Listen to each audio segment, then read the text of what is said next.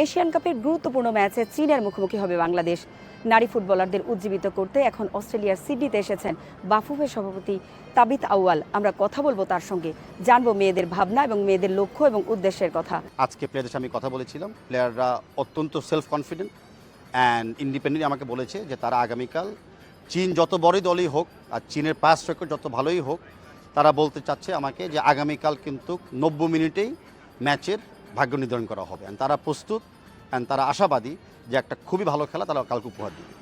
ভাই, একটা বোনাসের কথা বলছিলেন যে ওরা যদি পারফরমেন্স ভালো করে আপনি ওদেরকে একটা ছোটোখাটো পুরস্কারের কথা বলছিলেন, এটা যদি একটু ক্লিয়ার করতেন। ক্লারিফিকেশন নাই, আমরা সবসময় প্রত্যেকটা ম্যাচের পরে একটা বোনাস অলরেডি লেখা আছে তাদের কন্ট্রাক্টে। তারপরেও আমরা চাই তাদেরকে আরেকটু ইন্সপায়ার করার জন্য, তাদেরকে আরেকটু অনুপ্রেরণা জাগানোর জন্য। সেরা আটে থাকতে পারি তাহলে আমরা বিশ্বকাপ এবং অলিম্পিকের মতো মঞ্চে খেলতে পারবো। আমরা যে লেভেলে খেলতে পারি যে লেভেলে খেলতে চাই সেই পরিমাণ জায়গায় কিন্তু আমরা প্রস্তুতি নিয়েছি।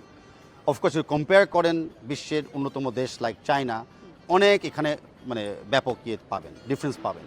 কিন্তু যেই টিম মনে করেন উজবেকিস্তান আমাদের গ্রুপে, তাদের সাথে তুলনা করলে কিন্তু আমাদের প্রস্তুতি কিন্তু অলমোস্ট সিমিলার হয়েছে। বাট এনাফ আছে নেক্সট 8-এ ওঠার জন্য। নেক্সট 8-এ উঠতে পারলে আমাদের অলিম্পিক বাছাই পর্ব অনেক সুবিধা হবে, আর তারপরে সেমিফাইনাল গেলে কিন্তু অটোমেটিক ওয়ার্ল্ড কাপে কোয়ালিফাই করা যাবে।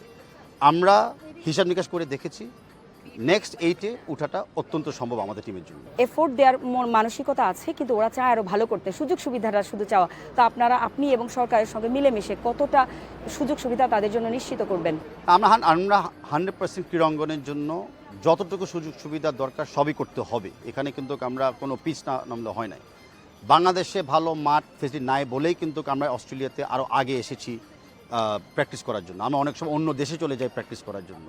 সময় এসেছে নিজেদের দেশেই ফিফা টেকনিক্যাল সেন্টারটাকে ডেভেলপ করা, নিজের দেশে স্টেডিয়ামগুলোতে মাঠটাকে একদম মানে আধুনিক করা এবং ট্রেনিং ফেসিলিটিগুলোকে ইমপ্রুভ করা। ওগুলা ছাড়া যেই কাঠামোতে আমরা এই মুহূর্তে আছি কোনোভাবেই সম্ভব না এর চেয়ে বেটার কিছু করা। আমরা কথা বলছিলাম বাফুফের সভাপতি তাবিথ আউয়ালের সঙ্গে।